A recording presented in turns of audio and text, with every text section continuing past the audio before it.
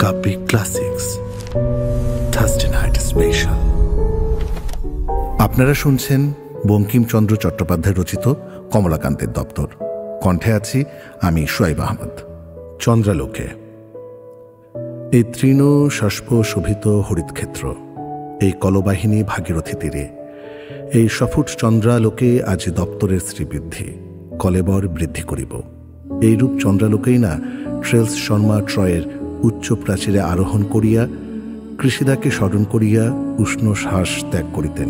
এইরূপ চন্দ্রালোকেই না থিবসী সুন্দরী এইরূপ মৃদু শিশির পাত সিক্ত শস্প মৃদু পদে দলিত করিয়া পীরামাসের সংকেত স্থানে ভিমুখে অভিসারিণী হইতেন। অভিসারিণী শব্দটিতে অভি একটি উপসর্গ আছে, শ্রী একটি ধাতু আছে এবং স্ত্রীবাচক একটি ইনি আছে। এই জীবনে কমলাকান্ত শর্মা কত উপসর্গ দেখিলেন, কত লোকের ধাতু ছাড়িল গঠিল দেখিলেন, কত ইনিও এলেন গেলেন, কিন্তু সোপসর্গ ধাতু বিশিষ্ট একটি ইনিও কখনো দেখিলাম না। কমলাকান্ত উপসর্গে কোনো ইনির ধাতু বিক্রাইল না। কমলা ভিসারিণী এরূপ নায়িকা কখনো হইল না। যাহারা দধি দুগ্ধ বিক্রয়ার্থ আগমন করে তাহাদিগকে ধাবগবতে পশারিণী বলিয়াছে, কখনো অভিসারিণী বলিয়াছে, এরূপ স্মরণ হয় না। তাহা যদি বলিত, তাহা হইলে অনেক অভিসারিণী দেখিয়াছি বলিতে পারিতাম। চন্দর, তুমি হাস্য করিতেছ, হেসে হেসে ভেসে উঠিতেছ। তোমার ২৭ ইনি শুদ্ধ আমাকে দেখিয়া আমার প্রতি চক্ষু টিপিয়া উপহাস করিতেছ। দক্ষ রাজার যেমন কম্য একেবারে ২৭টিকে এক চন্দ্রে সমর্পণ করিলেন, আর এখন কমলাকান্ত শর্মা বিবাহের জন্য লালায়িত। অমল ধবল কিরণ রাশি সুধাংশ আর সকল তোমার থাক, তুমি অন্তত অশ্লেষা মখাকে ছাড়িয়ে দেও। আমি ওই দুইটিকে বড় ভালোবাসি। আমার মতো নিষ্কর্মা লোক উহাদের কল্যাণে অন্তত ২ দিন গৃহবাস সুখ উপলব্ধি করিতে পারে। আমি ওই ভগিনীদ্বয়কে আমার ভবনে চিরকাল জন্য স্থানদান করিয়া সুখে কালকর্তন করিব। ইহাদিগের আরও অনেক গুণ আছে। লোকে নিজ অক্ষমতা নিবন্ধন কোনো কর্ম করিতে না পারিয়া স্বচ্ছন্দে ইহাদিগের দোহাই দিয়া লোকের কাছে আস্ফালন করিতে পারে। আমিও নসিবাবুর কাপড় কিনিতে যদি নির্বুদ্ধিতাবশত প্রতারিত হইয়া আসি, তবে আমার সহধর্মিণী দ্বয়ের স্কন্ধে সমস্ত দোষ অর্পণ করিয়া সাফাই করিতে পারিব। চন্দ্রদেব, তুমি আমার কথায় কর্ণপাত করিলে না। এখনো মন্দাকিনীর মন্দাদলিত বক্ষ বসন করস্পর্শে প্রতিভাসিত করিতেছ। এখনো মন্দ সমীরণের সহ পরামর্শ করিয়া বৃক্ষের অগ্রভাগে পলকে পলকে ঝলক বর্ষণ করিবে। এখনো তৃণক্ষেত্রে মণি মুক্তা মরকত অকাতরে ছড়াইয়া দিবে। উলুবনে মুক্তা আহার কেহ ছড়াক আর না ছড়াক, দেখিতেছে তুমি ছড়াইয়া থাকো, আর আজ আমি ছড়াইব। এই সংসারের লোক, এই বল্লাল সেনের প্রপরা অপপত্রেরা এবং তাহার নির্দুর্বী অধি দৌহিত্রেরা আমাকে জ্বালাতন করিয়া তুলিয়াছে। আমার বক্ষের উপরই বিশ্ববিদ্যালয় স্থাপিত হইয়াছে। বিয়ে না হলে বিয়ে হয় না। এইবার সংসার ডুবিল। উচ্চশিক্ষায় ফল কি? ছাপড় খাট, রূপার কলসি গরদের কাঁচা এবং স্বর্ণালঙ্কার ভূষিতা পট্ট বসনাবৃতা একটি বংশখণ্ডিকা। হরি হরিবল ভাই, তৃণগ্রাহী পাণ্ডিত্যাভিমানী বিয়ে উপাধিকারী উচ্চশিক্ষাপ্রাপ্ত নববঙ্গবাসীর কলসি বস্ত্র বংশ খট্টা সমেত সজ্ঞানে গঙ্গালাভ হইল। প্রথমে উপাধি পাইয়াছিলেন, এবার সমাধি পাইলেন। তিনি বিলাতী ব্রহ্মে লীন হইলেন। বঙ্গীয় যুবক সংসারী হইলেন। তাহার উচ্চশিক্ষা তাহাকে তাহার চরম ধামে পৌঁছিয়া দিয়াছে। তিনি সহস্রতোলক পরিমিত রজতপাত্র, শততোলক পরিমিত স্বর্ণালঙ্কার এবং সংসার কুটিরের একমাত্র দণ্ডিকা, একটি বংশখণ্ডিকা পাইয়াছেন। তিনি তাহার চিরবাঞ্ছিত হেমকূট পর্বত নিকটস্থ কিষ্কিন্ধা পুরীর সরকারি ওকালতি পাইয়াছেন। হরি হরি বল ভাই, তাহার এতদিনের সমাধি হইল। তিনি উচ্চশিক্ষা লাভার্থে বহু যত্নে কামষ্টকা দেশের নদী সকলের নাম কণ্ঠাগ্রে করিয়াছিলেন। এই উচ্চশিক্ষার জন্য তিনি নিশীথ প্রদীপে অনন্য মনে সাহারা মরুভূমির বালুকাপুঞ্জের সংখ্যা অবধারণ করিয়াছিলেন। এই উচ্চশিক্ষার জন্যই শার্লিমানের ঊর্ধ্বে 52 পুরুষ, নিম্নে 53.5 পুরুষের কুলচি মুখস্থ করিয়াছেন। এই উচ্চশিক্ষা বলে তিনি শিখিয়াছেন যে টাউন হলে বক্তৃতা করিতে পারিলেই পরম পুরুষার্থ, ইংরেজের নিন্দা যে কোনো প্রকারে করিতে পারিলেই রাজনীতির এক শেষ হইল, এবং বংশদণ্ডিকা স্থাপন করিয়া উমেদার গোষ্ঠীর বৃদ্ধি করিয়া দেশ জঙ্গলময় করিতে পারিলেই কলির জীবধর্মের চরিতার্থ হইল। এরূপ বংশদণ্ডিকা প্রয়াসী আমি নহি। আমি উইল করিয়া যাইব। 7 পুরুষ বিবাহ করিতে না হয় তাও কর্তব্য। তথাপি এরূপ বংশদণ্ডিকা আশ্রয়ে স্বর্গপ্রাপ্তির বাঞ্ছাও কেহ না করে। যদি জীবপ্রবাহ বৃদ্ধি করাই বিবাহের উদ্দেশ্য হয়, তবে আমি মৎস্যাদি বিবাহ করিব। যদি টাকার জন্য বিবাহ করিতে হয়, তবে আমি টাকশালের অধ্যক্ষকে বিবাহ করিব। আর যদি সৌন্দর্যার্থে বিবাহ করিতে হয়, তবে ঘোমটা টানা চাঁদ বদনীদের উদ্দেশ্যে প্রণাম করিয়া ওই আকাশের চাঁদকে বিবাহ করিব। ভাগীরথী, যদি তুমি শান্তনু পক্ষে অথবা তদপেক্ষা উচ্চতর হিমালয় ভবনে অথবা আরও উচ্চতর ধৈর্যটির জটা কলাপে বিরাজ করিতে, তাহা হইলে কে আজ তোমার উপাসনা করিত? তুমি নিচগা হইয়া মর্তে অবতরণ করিয়া সহস্রধা হইয়া সাগর উদ্দেশ্যে গমন করিয়াছিলে বলিয়াই সাগর বংশের উদ্ধার হইয়াছে। সমীরণ, তুমি যদি অঞ্জনার অঞ্চল লইয়া চিরক্রিয়াসক্ত থাকিতে, অথবা মলয়াচলে স্বীয় প্রমোদ ভবনের চন্দন শাখা নমিত করিয়া বা এলা লতা কম্পিত করিয়া পরিভ্রমণ করিতে, তাহা হইলে কে তোমাকে তমেব জগৎ জীবনং পালনং বলিয়া আর তোমার স্তব স্তুতি করিত? এই বাল বসন্ত বিহারী বিহঙ্গ মকুলের কাকলি যদি কেবল নন্দনকাননেই প্রতিধ্বনিত হইত, তাহা হইলে কমলাকান্ত চক্রবর্তী তাহাদের নাম করিয়া এই রাত্রিকালে স্বীয় মসি লেখনীর অনর্থক ক্ষয় করিবে কেন? সুধাংশু, যদি তুমি ক্ষীরোদ সাগর তলে অমৃত ভাণ্ডারে প্রবাল পালঙ্কে মৌক্তিক শয্যায় শায়িত থাকিতে, তাহা হইলে কে তোমার সহিত রমণী সৌখমণ্ডলের তুলনা করিত? অথবা তোমার ওই 27টি ক্রমান্বয় ভর্তত্রিকা লইয়া খলুসার শ্বশুর মন্দির দক্ষালয়ে বাস করিতে, তাহা হইলে আজই কমল শর্মাকে তোমার দর্শনাভিলাষী হইয়া এই শ্মশান নিকট বটতলায় তীরস্থ হইয়া বাস করে? শশী, যদি তোমার ব্যাকরণ পড়া থাকে, তবে আমাকে মাপ করিও। আমি প্রাণান্তেও শশীন বলিতে পারিব না। আমি এতক্ষণ তোমার গুণের অনুধ্যান করিতেছিলাম। শশী, তুমি অন্যথার কুটির দ্বারে প্রহরী রূপে অনিমেষ নয়নে বসিয়া থাকো। আধোভাষী শিশু যখন নাচিতে নাচিতে তোমায় ধরিতে যায়, তুমি তাহার সঙ্গে নাচিতে নাচিতে খেলা করো। বালিকা যখন স্বচ্ছ সরোবর হৃদয়ে তোমায় একবার দেখিতে পাইয়া একবার না পাইয়া তোমার সন্দর্শন লাভার্থ ইতস্তত সরোবরকূলে দৌড়িতে থাকে, তখন তুমি একবার ঈষৎ দেখা দিয়া তাহার সহিত কেবল লুকোচুরি খেলিতে থাকো।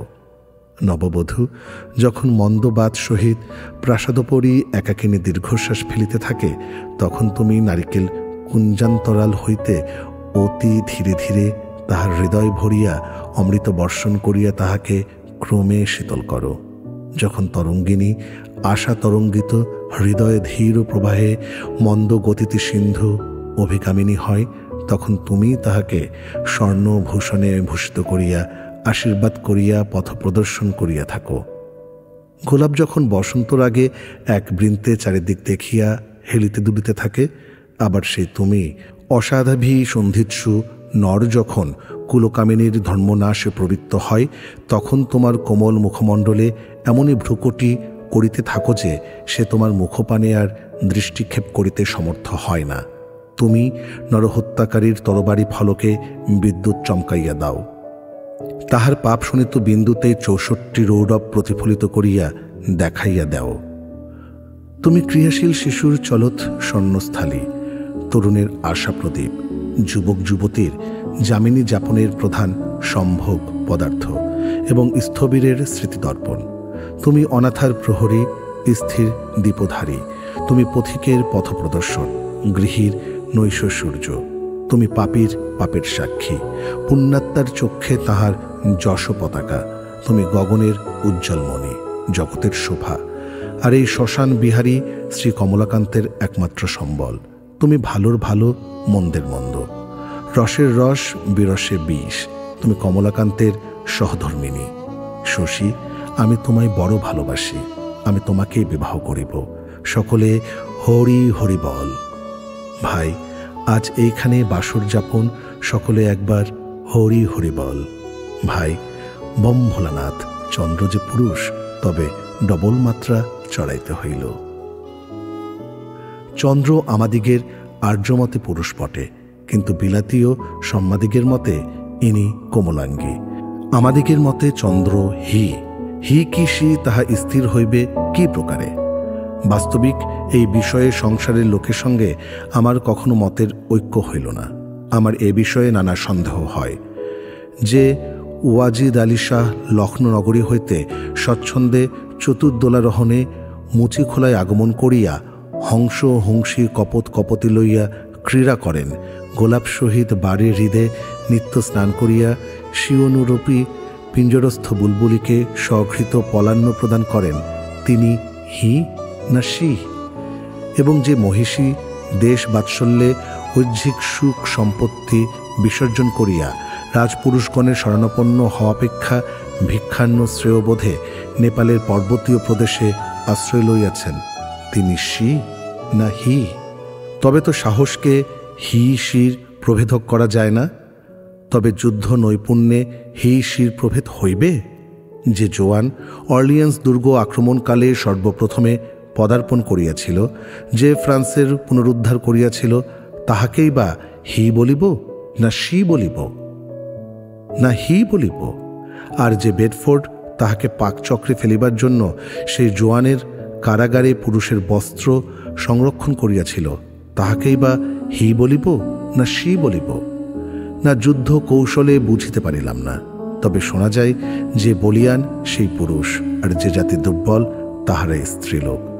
ভালো কোমত আপনাকে নীতিরাজ্যের সর্বা স্থির করিয়া ইউরোপীয় পণ্ডিত মণ্ডলীর নিকট করযাজ্ঞা করিয়াছিলেন, সেই অতুল প্রতাপশালীকে যে মাদাম ক্লোতিলড দেবস্বীয় প্রতাপের আয়ত্ত করিয়াছিলেন, তাহাকে সি বলিব না হি বলিব? রোমক পত্তনের কৈশোরগণ একজন পৃথিবীর রাজা। যে মৈশরী রাজ্ঞী ক্লিওপেট্রা এরূপ 3 জন কৈশোরের উপর রাজত্ব করিয়াছেন, তাহাকে সি বলিব না হি বলিব? বাস্তবিক জগতে কে হি কে সি তাহা স্থির করা যায় না। সেদিন কীর্তন হইতেছিল। যখন কীর্তন গায়িকা বলিল, সিংহিনী হইয়া শিবাপদ সেবিব, এবং বঙ্গনব্য সম্প্রদায়েরা মন্ত্রস্তবৎ চিত্তপুত্তলিকার ন্যায় তাহার মুখ নিরীক্ষণ করিতে লাগিলেন, আমার বাস্তবিক সেই কীর্তন গায়িকাকে সিংহবৎ বোধ হইয়াছিল, এবং সেই সমস্ত বাঙালি যুবককেই আমি শিবাস্বরূপ মনে করিয়াছিলাম। তখন যদি আমাকে কেহ জিজ্ঞাসা করিত এর কোনগুলো হি আর কোনগুলিই বা সি, তাহা হইলে আমি অবশ্য বলিতাম যে সেই কীর্তনকারিণী হি এবং তাহার জড়বৎ স্তোত্র বর্গই সি। বাস্তবিক বঙ্গীয় যুবকেরা কোথাও হি কোথাও সি, এবং সর্বত্র বিকল্পে ইট হন। তাহার নিত্যবিধিও আছে, যথা ইয়ার্কিতে হি, শয্যাগৃহে সি, এবং বিস্ময়কর্মে ইট। তাহারা বক্তৃতার সময় হন হি, সাহেবের কাছে সি, মদ খাইলে হন ইট। ফলে ইট যাহাই হোক, হি সির বিষয়ে আমার আপনা আপনি অনেক সন্দেহ হয়।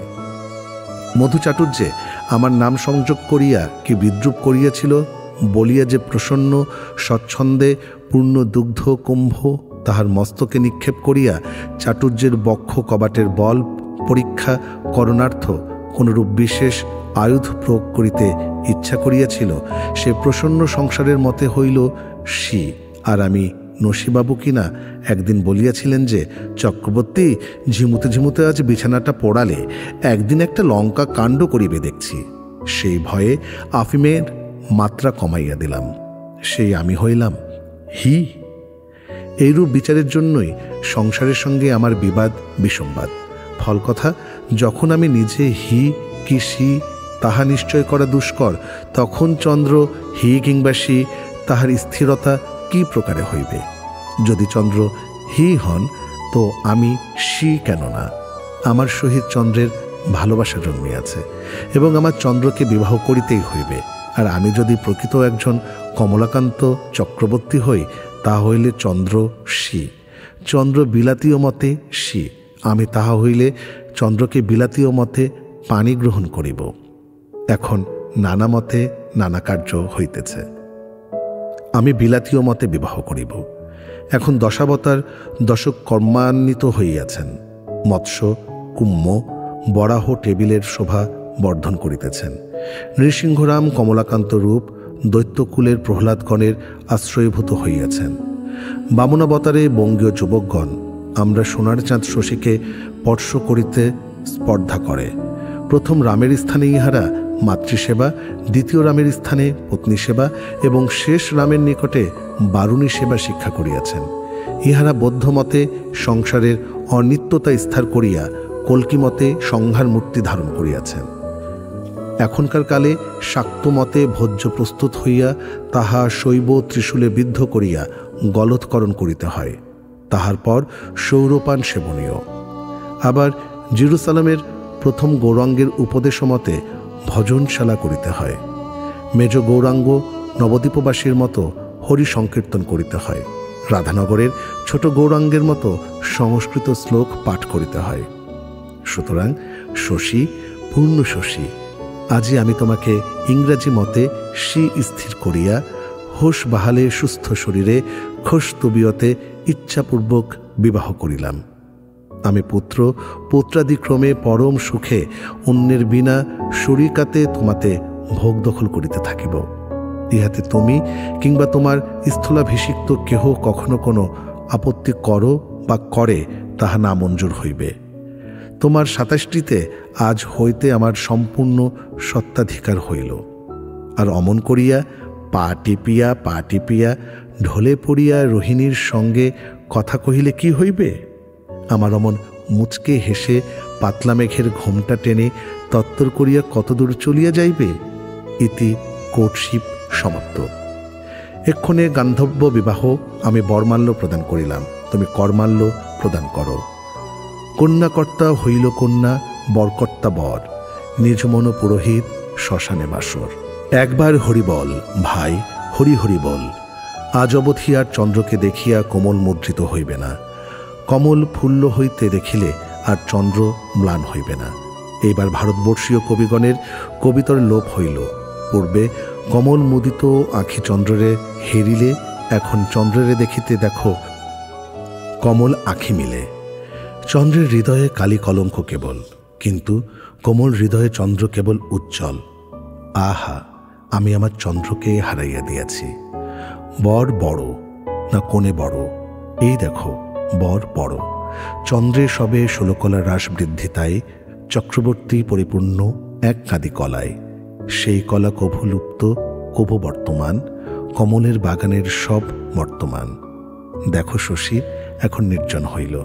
তোমাকে গোটাকতক কথা বলিতে ইচ্ছা করি। তুমি তোমার রূপ গৌরবে গর্বিত হইয়া যেখানে সেখানে ও রূপের ছড়াছড়ি করিও না। যখন পুত্র শোকাতুরা মাতা বক্ষে করাঘাত করিয়া তোমার দিকে লক্ষ্য করিয়া ক্রন্দন করিতে থাকে, তখন তুমি তাহার কাছে রূপ দেখাইয়া কি করিবে? তখন কলঙ্কিনী তোমার রূপরাশি গাঢ় মেঘান্তরালে লুক্কায়িত করিয়া রাখিও। যখন সংসার জ্বালা জালে লোকে দগ্ধ হইয়া তোমার দরবারে আসিয়া অভিযোগ করিবে, তখন তোমার সৌন্দর্য বিকাশ তাহার কাছে করিও না। সে সংসার দগ্ধ, তাহার পক্ষে সে সৌন্দর্য তীব্র বিষ ও ক্ষেমরূপ হইবে। বরং রক্তরাগে তাহার সহিত আলাপ করিও। যে সকলকে ঘৃণা করিয়াছে, কাহারও প্রীতি সে সহ্য করিতে পারে না। আর যে ঐহ্যিক চরম সুখের সীমা উপলব্ধি করিয়া আত্মবিসর্জনে প্রস্তুত হইয়াছে, তাহাকে আর বৃথা আশা দিয়া সান্ত্বনা করিও না। তুমি এক্ষণে আমার এক ভোগ্যা, তুমি আর কি দেখাইয়া অপরকে সান্ত্বনা করিবে? কিন্তু কমলার্জুন কান্তের সময় অসময় নাই, ঘটন বিঘটন নাই, সুখ দুঃখ নাই। তুমি সর্বদাই আমার নিকট আসিবে, তোমার নিজ কথা আমাকে বলিবে। আমার কথা শুনাইয়া যাইয়া আপনার অন্তরে আপনার অস্থিমজ্জার সহিত সেই কথা মিশাইয়া রাখিয়া দিবে। তুমি জ্যোৎস্না রাত্রিতে আমার সহিত দেখা করিতে আসিও ও কোমলকান্তি লইয়া অন্ধকারে বিচরণ করিও না। অদ্য আমাদের যে সুখের দিন তাহা তুমি আমি ব্যতীত কে বুঝিতে পারিবে। অদ্য হইতে মাস গণনা করিয়া প্রতি মাসের শেষে আমরা এক গঙ্গা তীরে ষষ্ঠ বাসর সমাপন করিব। সকল পূর্ণমাসেই তুমি হঠাৎ আমার কাছে আগমন করিও না। পঞ্জিকাকার গণের সহিত দিনক্ষণের পরামর্শ করিয়া কমলা ভিসারিণী হইও, নচেত একদিন রাহু তোমাকে প্রতিমধ্যে হঠাৎ মসিময়ী করিয়া ক্লিষ্ট করিবে। আর এই বিবাহ রাত্রিতে নববধূকে অধিক উপদেশ প্রদান করিতে গেলে ধর্মযাজকতার ভান হয়। সুতরাং অলমতি বিস্তরেণ। এখন একবার কমল শশীর বাসর ঘরে ডাকরে কোকিল পঞ্চম স্বরে। এখন শশী একবারে মর্তলোকে অবতীর্ণ হইয়া তরঙ্গের উপর অপ্সরা ছাদে নৃত্য করো দেখি। একবার কালো মেঘের ভিতর বেগে দৌড়াইয়া গিয়া একবার অনন্ত গগনের অনন্ত পথে উল্টাইয়া পড়ো দেখি। একবার গভীর মেঘে ক্ষুদ্র ছিদ্র করিয়া রন্ধ্র পথে এক চক্ষু দিয়া আমার দিকে মধুর দৃষ্টিপাত করো দেখি। একবার দ্রুত নক্ষত্রে নক্ষত্রে কলহ বাঁধাইয়া দিয়া তাহারা যেমন পরস্পর সংগ্রাম করিতে আসিবে, অমনি তাহাদের উভয় দলের বুঝ বিদীর্ণ করিয়া বেগে ধাবিত হও দেখি। একবার দ্রুত সঞ্চালনে শ্রান্তি বোধ করিয়া মুক্তাবি নিন্দিত শ্বেদবিন্দু সিক্ত কপালে ঘোমটা তুলিয়া দিয়া গগন গবাক্ষে স্থির দৃষ্টিতে বসিয়া বায়ু সেবন করো দেখি।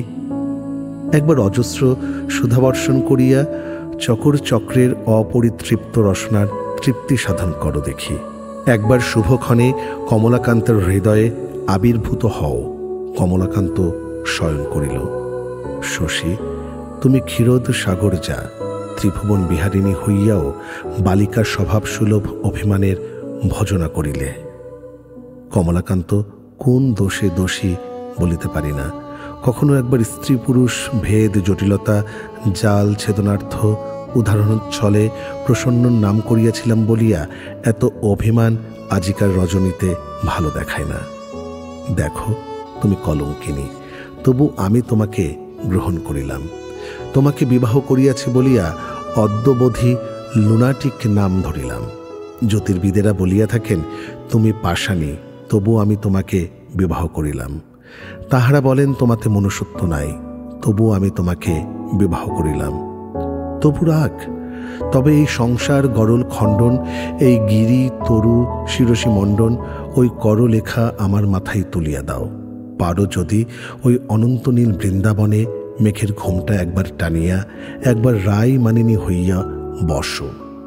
আমি একবার স্ত্রীলোকের পায়ে ধরিয়া এ জড়জীবন সার্থক করিয়া লই।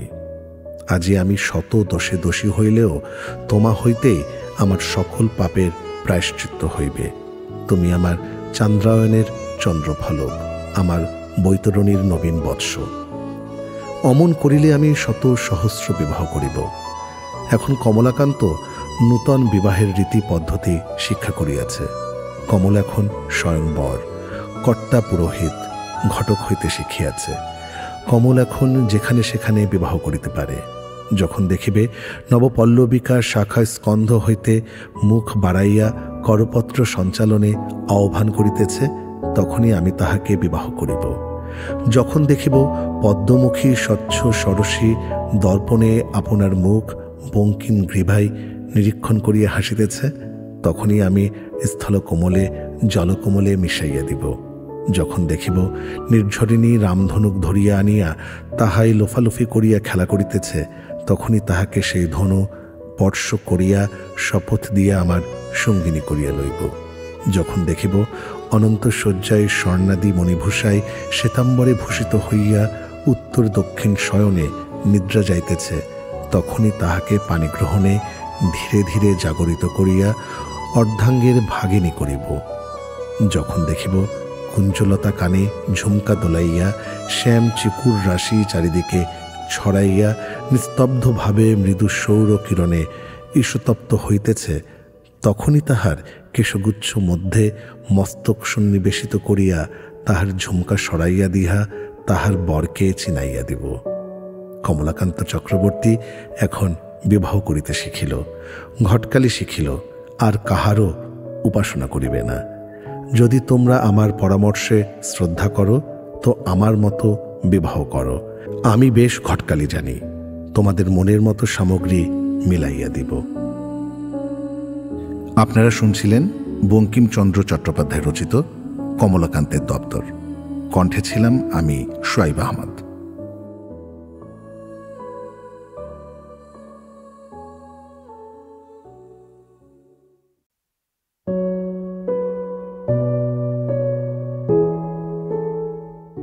আপনারা শুনছেন বঙ্কিমচন্দ্র চট্টোপাধ্যায় রচিত কমলাকান্তের দপ্তর। কণ্ঠে আছি আমি শুয়াইব আহমদ। বসন্তের কোকিল। তুমি বসন্তের কোকিল, বেশ লোক। যখন ফুল ফুটে দক্ষিণ বাতাস বহে, এই সংসার সুখের স্পর্শে শিহরিয়া ওঠে, তখন তুমি আসিয়া রসিকতা আরম্ভ করো। আর যখন দারুণ শীতে জীবলোকে থরহরি কম্প লাগে, তখন কোথায় থাকো বাপু? যখন শ্রাবণের ধারায় আমার চালা ঘরে নদী বহে, যখন বৃষ্টির চোটে কাক চিল ভিজিয়া কোময় হয়, তখন তোমার মাজা মাজা কালো কালো দুলালি ধরনের শরীরখানি কোথায় থাকে? তুমি বসন্তের কোকিল, শীত বর্ষার কেহ নও। রাগ করিও না, তোমার মতো আমাদের মাঝখানে অনেকেই আছেন। যখন নসিবাবুর তালুকের খাজনা আসে, তখন মানুষ কোকিলে তাহার গৃহকুঞ্জ পুড়িয়া যায়। কত টিকি, ফোঁটা, তেরি, চশমার হাট লাগিয়া যায়। কত কবিতা, শ্লোক, গীত, হেঁটো ইংরেজি, মেটো ইংরেজি, চোরা ইংরেজি, ছেঁড়া ইংরেজি, নসিবাবুর বৈঠকখানা পাড়াবৎ, কাকলি, সংকুল, গৃহসৌধবৎ বিকৃত হইয়া ওঠে। যখন তাহার বাড়িতে নাচ, গান, যাত্রা, পব্য উপস্থিত হয়, তখন দলে দলে মানুষ কোকিল আসিয়া তাহার ঘরবাড়ি আঁধার করিয়া তুলে। কেহ খায়, কেহ গায়, কেহ হাসে, কেহ কাশে, কেহ তামাক পোড়ায়, কেহ হাসিয়া বেড়ায়, কেহ মাত্রা চড়ায়, কেহ টেবিলের নিচে গড়ায়। যখন নসিবাবু বাগানে যান, তখন মানুষ কোকিল তাহার সঙ্গে পিপিরার শাড়ি দেয়। আর যে রাত্রে অবিশ্রান্ত বৃষ্টি হইতেছিল আর নসিবাবুর পুত্রটি অকালে মৃত্যু হইল, তখন তিনি একটি লোক পাইলেন না। কাহারও অসুখ, এজন্য আসিতে পারিলেন না। কাহারও বড় সুখ, একটি নাতি হইয়াছে, এজন্য আসিতে পারিলেন না। কাহারও সমস্ত রাত্রি নিদ্রা হয় নাই, এজন্য আসিতে পারিলেন না। কেহ সমস্ত রাত্রি নিদ্রায় অভিভূত, এজন্য আসিতে পারিলেন না। আসল কথা, সেদিন বর্ষা, বসন্ত নহে। বসন্তের কোকিল সেদিন আসিবে কেন? তা ভাই, বসন্তের কোকিল, তোমার দোষ নাই, তুমি ডাকো। ওই অশোকের ডালে বসিয়া রাঙা ফুলের রাশির মধ্যে কালো শরীর, জ্বলন্ত আগুনের মধ্যগত কালো বেগুনের মতো লুকাইয়া রাখিয়া একবার তোমার ওই পঞ্চম স্বরে কু বলিয়া ডাকো। তোমার ওই কুরবটি আমি বড় ভালোবাসি। তুমি নিজে কালো, পরান্ন প্রতিপালিত, তোমার চক্ষে সকলেই কু। তবে যত পারো ওই পঞ্চম স্বরে ডাকিয়া বলো কু। যখন এ পৃথিবীতে এমন কিছু সুন্দর সামগ্রী দেখিবে যে তাহাতে তোমার দেশ, হিংসা, ঈর্ষার উদয় হয়, তখনই উচ্চ ডালে বসিয়া ডাকিয়া বলিও কু। কেননা তুমি সৌন্দর্য শূন্য, পরান্ন প্রতিপালিত।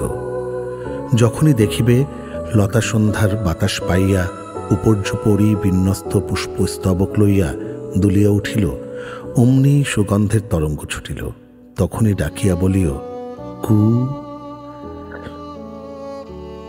যখনই দেখিবে অসংখ্য গন্ধরাজ এককালে ফুটিয়া আপনাদিগের গন্ধে আপনারা বিভোর হইয়া এ উহার গায়ে ঢলিয়া পড়িতেছে, তখনই তোমার সেই ডাল হইতে ডাকিয়া বলিও কু।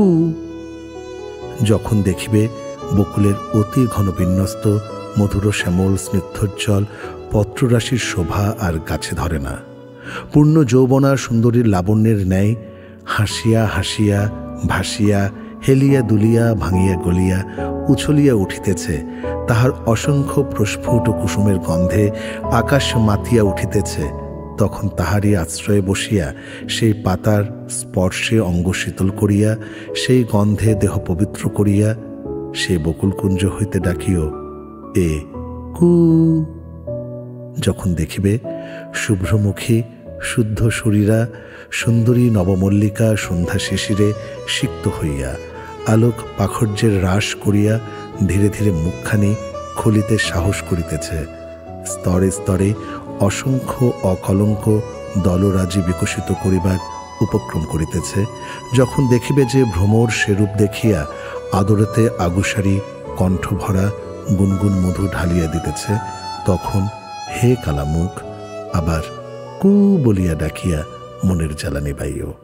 আর যখনই গৃহস্থের গৃহ প্রাঙ্গণস্থ দারিম্ব শাখায় বসিয়া দেখিবে সেই গৃহ পুষ্পরূপিণী কন্যাগণের সেই লতার দোলানি, সেই গন্ধরাজের প্রস্ফুটতা, সেই বকুলের রূপোচ্ছ্বাস, সেই মল্লিকার অমলতা একাধারে মিলিত করিয়াছে, তখনই তাহাদের মুখের উপর ওই পঞ্চম স্বরে গৃহপ্রাচীর প্রতিধ্বনিত করিয়া সবাইকে ডাকিয়া বলিও, এত রূপ, এত সুখ, এত পবিত্রতা, এ কু। ওইটি তোমার জিদ, ওই পঞ্চম স্বর, নহিলে তোমার ও কু কেহ শুনিত না। এ পৃথিবীতে গ্লাডিস্টোন, ডিসরেলি প্রভৃতির ন্যায় তুমি কেবল গলাবাজিতে জিতিয়া গেলে, নহিলে অত কালো চলিত না। তোমার চেয়ে হাড়ি চাচা ভালো। গলাবাজির এত গুণ না থাকিলে যিনি বাজে নোবেল লিখিয়াছেন তিনি রাজমন্ত্রী হইবেন কেন? আর জন স্টুয়ার্ট মিল পার্লামেন্টে স্থান পাইলেন না কেন?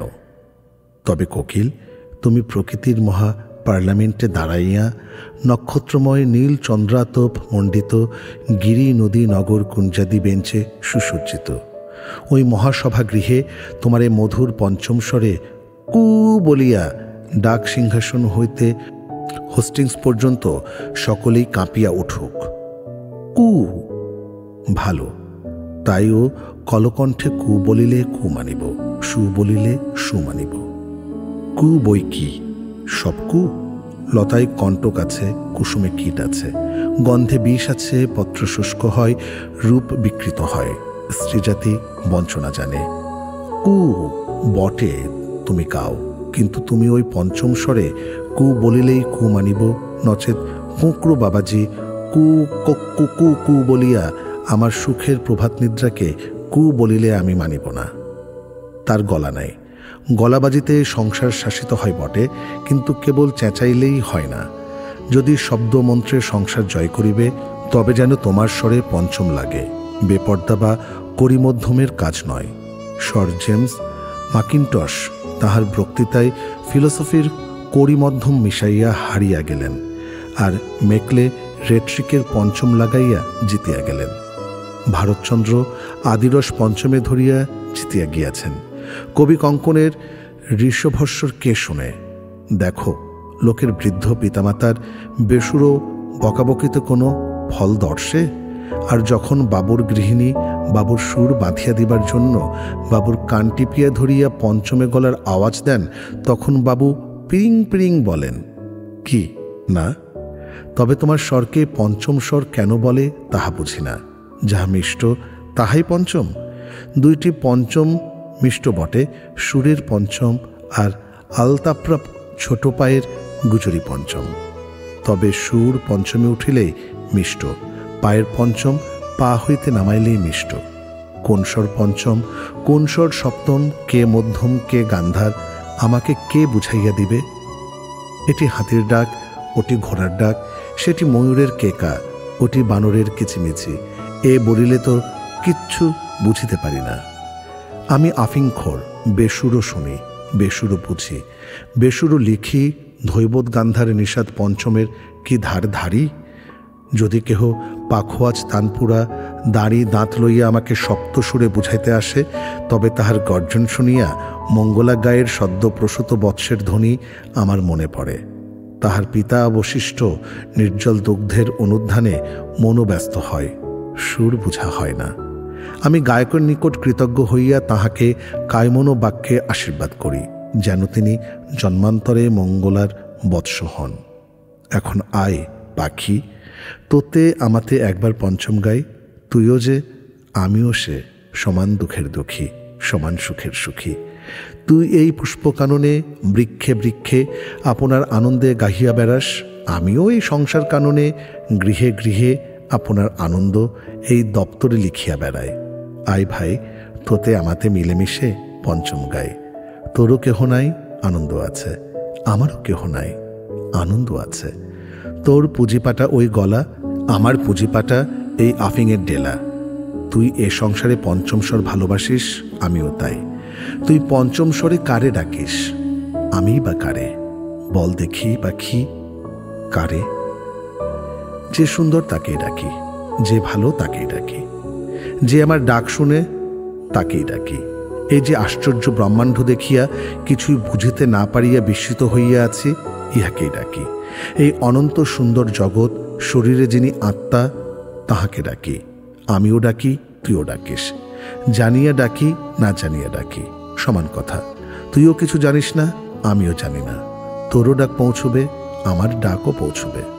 যদি সর্বশব্দগ্রাহী কোনো কর্ণ থাকে, তবে তোর আমার ডাক পৌঁছবে না কেন? আয় ভাই, একবার মিলেমিশে দুইজনে পঞ্চম স্বরে ডাকি। তবে কুহুরবে সাধা গলায় কোকিল একবার ডাক দেখি রে। কণ্ঠ নাই বলিয়া আমার মনের কথা কখনো বলিতে পাইলাম না।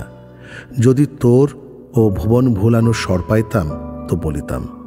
তুই আমার সেই মনের কথা প্রকাশ করিয়া দিয়া এই পুষ্পময় কুঞ্জবনে একবার ডাক দেখি রে। কি কথাটা বলিব বলিব মনে করি, বলিতে জানি না। সেই কথাটি তুই বল দেখি রে। কমলাকান্তের মনের কথা এ জন্মে বলা হইল না।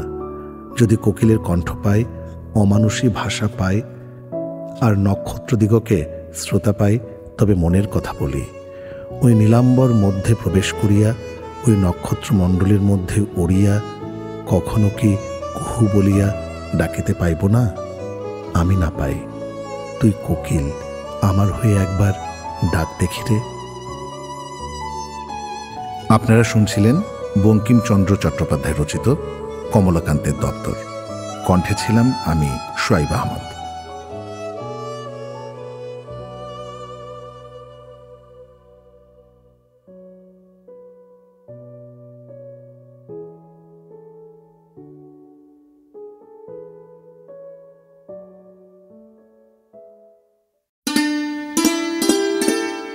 আপনারা শুনছেন বঙ্কিমচন্দ্র চট্টোপাধ্যায় রচিত কমলাকান্তের দপ্তর।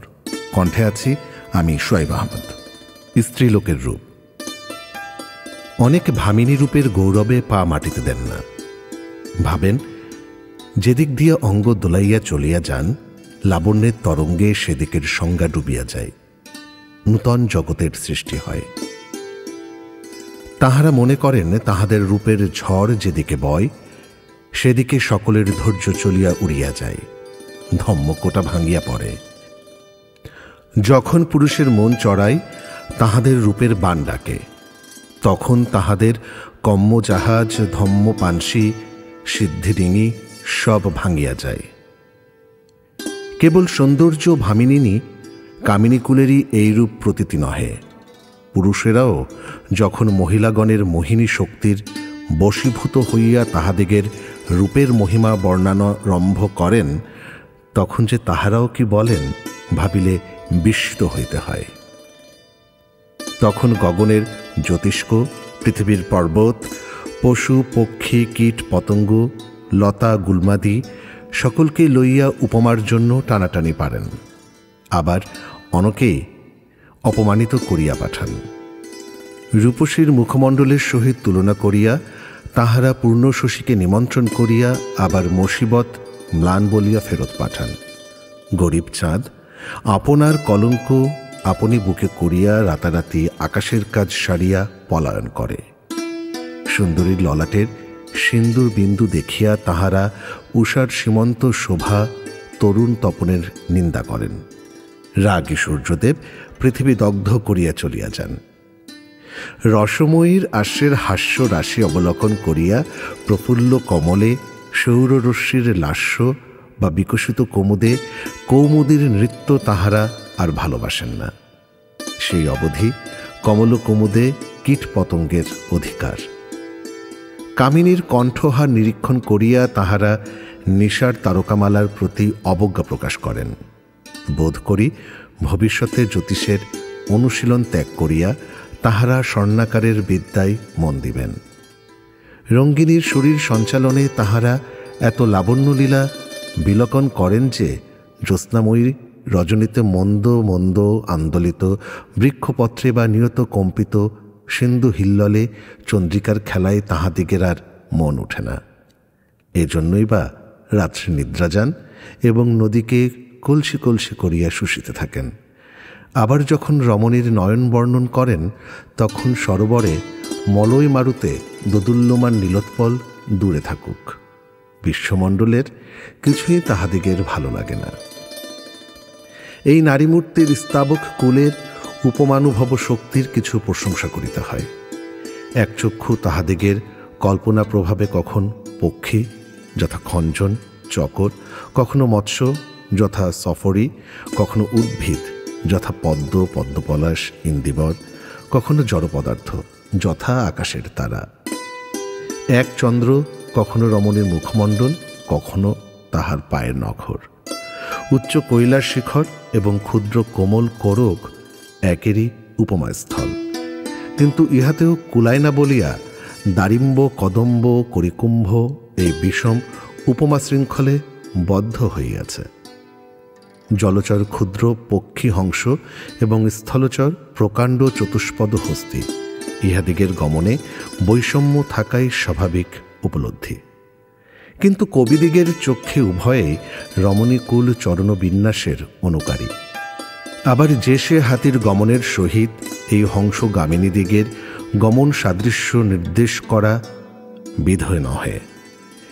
যে হাতি হাতির রাজা, সে হাতির সঙ্গে গজেন্দ্রগামিনীগণের গতি তুলনীয়। শুনিয়াছি হাতি একদিনে অনেক দূর যাইতে পারে, অশ্বাদি কোনো পশু তত পারে না। যাহাদিগকে দূরে যাইতে হয় তাহারা এই গজেন্দ্রগামিনীদিগের পিঠে চড়িয়া যান না কেন? যেদিকে রেলওয়ে হয় নাই সেদিকে বাছিয়া বাছিয়া গজগামিনী মেয়ের ডাক বসাইলে কেমন হয়? আমিও এককালে কামিনী ভক্ত কবিদলভুক্ত ছিলাম। আমি তখন এই অখিল সংসারে রমণীর ন্যায় সুন্দর বস্তু আর দেখিতে পাইতাম না। চম্পক কমল কুন্দ বন্ধুজীব শিরীষ কদম্ব গোলাপ প্রভৃতি পুষ্পচয় তখন কামিনী কান্তি গ্রথিত কুসুম মালিকার ন্যায় মনোহর বোধ হইত না। বলিতে কি, বসন্তের কুসুমবতী বসুমতী অপেক্ষাও আমি কুসুমময়ী মহিলাকে ভালোবাসিতাম। বর্ষার উচ্ছ্বসিত সলিলা চিররঙ্গিনী তরঙ্গিনী অপেক্ষাও রসবতী যুবতীর পক্ষপাতী ছিলাম। কিন্তু এক্ষণে আর আমার সে ভাব নাই। আমার দিব্যজ্ঞান হইয়াছে। আমি মায়াময়ী মানবীমণ্ডলের কুহুক জাল ছিন্ন করিয়া বাহির হইয়া পলায়ন করিয়াছি। জালিয়ার পচা জালে রাঘব বোয়াল পড়িলে যেমন জল ছিঁড়িয়া পলায়ন করে, আমি তেমনি পলায়ন করিয়াছি। ক্ষুদ্র মাকড়সার জালে যেমন গুবরে পোকা পড়িলে জাল ছিঁড়িয়া পলায়ন করে, আমি তেমনি পলায়ন করিয়াছি। দুরন্ত গরু একবার দড়ি ছিঁড়িতে পারিলে যেমন ঊর্ধ্বশ্বাসে পলায়ন করে, আমি তেমনি দৌড় মারিয়া পলায়ন করিয়াছি। সকলেই আফিমের প্রসাদে। হে মা তো আফিম দেবী, তোমার কৌটা অক্ষয় হোক। তুমি বৎসর বৎসর সোনার জাহাজে চড়িয়া চীন দেশে পূজা খাইতে যাও। জাপান সাইবেরিয়া ইউরোপ আমেরিকা সকলেই তোমার অধিকারভুক্ত হোক। তোমার নামে দেশে দেশে দুর্গোৎসব হোক। কমলাকান্তকে পায়ে রাখিও। আমি তোমার কৃপায় সাধারণের উপকারার্থে নিজের মন খুলিয়া 2-4টি কথা বলিব। কথা শুনিয়া কেবল স্ত্রীলোক কেন, অনেক পুরুষেও আমাকে পাগল বলিবেন। বলুন, ক্ষতি নাই। নূতন কথা যে বলে সেই পাগল বলিয়া গণ্য হয়। গ্যালিলিও ইতালীয় ভদ্র সমাজ, ধার্মিক সমাজ, বিদ্বান সমাজ শুনিয়া হাসিলেন, শুনিয়া স্থির করিলেন গ্যালিলিওর মতিভ্রম হইয়াছে। কালের স্রোত বহিয়া গেল। ইতালির ভদ্র সমাজ, ধার্মিক সমাজ, বিদ্বান সমাজ আর পৃথিবী ঘুরিতেছে শুনিলে হাসেন না, গ্যালিলিওকে আর মতিভ্রান্ত জ্ঞান করেন না। সকলে সৌন্দর্য বিষয়ে স্ত্রীলোকের প্রাধান্য স্বীকার করেন। বিদ্যা বুদ্ধি বলে পুরুষের শ্রেষ্ঠতা স্বীকার পাইয়াও রূপের টিকা স্ত্রীলোকের মস্তকে দেন। আমার বিবেচনায় এটি মস্ত ভুল। আমি দিব্য চক্ষে দেখিয়াছি যে পুরুষের রূপ অপেক্ষা স্ত্রীলোকের রূপ অনেক দূর নিকৃষ্ট। হে মানময়ী মোহিনীগণ, কুটিল কটাক্ষে কালকূট বর্ষণ করিয়া আমাকে এই দোষে দগ্ধ করিও না। কালসর্পী বিনিন্দিত বেনিদ্বারা আমাকে বন্ধন করিও না। ভ্রু ধনুতে কোপে তীক্ষ্ণ স্বর যোজনা করিয়া আমাকে বিদ্ধ করিও না। বলিতে কি তোমাদের নিন্দা করিতে ভয় করে। পথ বুঝিয়া যদি তোমরা নথ ফাঁদ পাতিয়া রাখো, তবে কত হস্তি বদ্ধচরণ হইয়া তোমাদের নাকে ঝুলিতে পারে কমলাকান্ত কোচ্ছার। তোমাদের নথের নোলক খসিয়া পড়িলে মানুষ খুন হইবার অনেক সম্ভাবনা। চন্দ্রহারের একখানি চাঁদ যদি স্থানচ্যুত হইয়া কাহারও গায়ে লাগে, তবে তাহার হাত পা ভাঙা বিচিত্র নহে। অতএব তোমরা রাগ করিও না। আর হে রমণীপ্রিয়, কল্পনাপ্রিয়, উপমাপ্রিয় কবিগণ, তোমাদিগের স্ত্রীদেবীর সুখময়ী সুবর্ণময়ী প্রতিমা ভাঙিতে প্রবৃত্ত হইয়াছি বলিয়া তোমরা আমাকে মারিতে উদ্যত হইও না। আমি সপ্রমাণ করিয়া দিব যে তোমরা কুসংস্কার বিষ্ট পত্তলিক। তোমরা উপাস্য দেবতার প্রকৃত মূর্তি পরিত্যাগপূর্বক বিকৃত প্রতিমূর্তির পূজা করিতেছ। যাহার সুন্দর কেশপাশ আছে সে আর পরচুলা ব্যবহার করে না। যাহার উজ্জ্বল ভালো দাঁত আছে তাহার কৃত্রিম দন্তের প্রয়োজন হয় না। যাহার বর্ণে লোকের মন হরণ করে তাহার আর রং মাখিয়া লাবণ্য বৃদ্ধি করিতে হয় না। যাহার নয়ন আছে তাহার আর কাচের চক্ষুর আশ্রয় লইতে হয় না। যাহার চরণ আছে তাহাকে আর কাষ্ঠপদ অবলম্বন করিতে হয় না। এইরূপ যাহার যে বস্তু আছে সে তাহার জন্য লালায়িত হয় না। সে বুঝিতে পারে যে প্রকৃতি কোনো পদার্থে তাহাকে বঞ্চিত করিয়াছেন। সেই তদ্বিষয়ে আপনার অভাব মোচনার্থ যত্ন করিয়া থাকে। এই সকল দেখিয়া শুনিয়া আমি স্থির করিয়াছি যে স্ত্রীলোকদিগের মধ্যে সৌন্দর্যের অত্যন্ত অভাব। তাহারা সর্বদা আপন আপন রূপ বাড়াইতে ব্যস্ত। কি উপায়ে আপনাকে সুন্দরী দেখাইবে ইহা লইয়াই উন্মাদিনী। ভালো ভালো অলঙ্কার কিসে পাইবে, নিয়ত ইহাই তাহাদিগের ভাবনা, ইহাই তাহাদিগের চেষ্টা। এমনকি বলা যাইতে পারে যে অলঙ্কারই তাহাদিগের জপ, অলঙ্কারই তাহাদিগের তপ, অলঙ্কারই তাহাদিগের ধ্যান, অলঙ্কারই তাহাদিগের জ্ঞান। স্বীয় দেহ সজ্জিত করিতে এত যাহাদিগের যত্ন, তাহাদিগের প্রকৃত সৌন্দর্য যে অধিক আছে এরূপ বোধ হয় না। যাহার নাক সুন্দর নহে সেই নাকে নথরূপ রজ্জুতে নোলক জগন্নাথকে দোলায়। যাহার কান সুন্দর নহে সেই ঢাকায় কানরূপ নানা ফল ফুল পশুপক্ষী বিশিষ্ট বাগানের জোড়া কানে ঝুলাইয়া দেয়। যাহার হৃদয় ভালো নহে সেই সেখানে সাতনর ফাঁসির দড়ি টাঙাইয়া পুরুষ জাতির বিশেষত স্তন্যপায়ী বালকদিগের ভীতি বিধান করে। যে অলঙ্কার বিনাও আপনাকে সুন্দরী বলিয়া জানে সে কখনো অলঙ্কারের বোঝা বহিতে এত ব্যগ্র হয় না। পুরুষে ভূষণ বিনা সন্তুষ্ট থাকে, স্ত্রীলোক ভূষণ বিনা মনুষ্য সমাজে মুখ দেখাইতে লজ্জা পায়। অতএব স্ত্রীলোকদিগের নিজের ব্যবহার দ্বারা বুঝা যাইতেছে যে পুরুষাপেক্ষা স্ত্রীজাতি সৌন্দর্য বিষয়ে নিকৃষ্ট। স্ত্রীজাতি অপেক্ষা যে পুরুষ জাতির সৌন্দর্য অধিক, প্রকৃতির সৃষ্টি পদ্ধতি সমালোচনা করিয়া দেখিলে আরও স্পষ্ট প্রতীতি হইবে।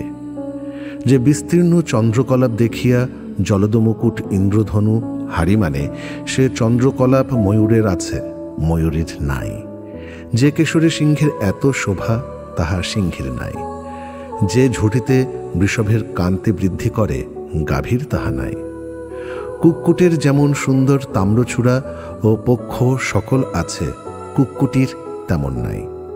এইরূপ দেখিতে পাইবে যে উচ্চ শ্রেণীর জীবদিগের মধ্যে স্ত্রী অপেক্ষা পুরুষ সুশ্রী।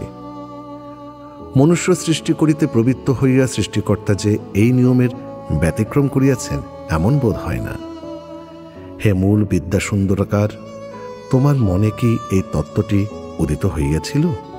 এই জন্যই কি তুমি নায়কের নাম সুন্দর রাখিয়াছিলে? তুমি কি বুঝিয়াছিলে যে স্ত্রীলোক যত কেন বিদ্যাবতী হোক না, পুরুষের স্বাভাবিক সৌন্দর্য ও বুদ্ধির নিকটে তাহাকে পরাভব স্বীকার করিতে হইবে। সৌন্দর্যের বাহার যৌবনকালে, কিন্তু রূপান্ধ ভামিনীগণ, তোমাদিগের যৌবন কতক্ষণ থাকে?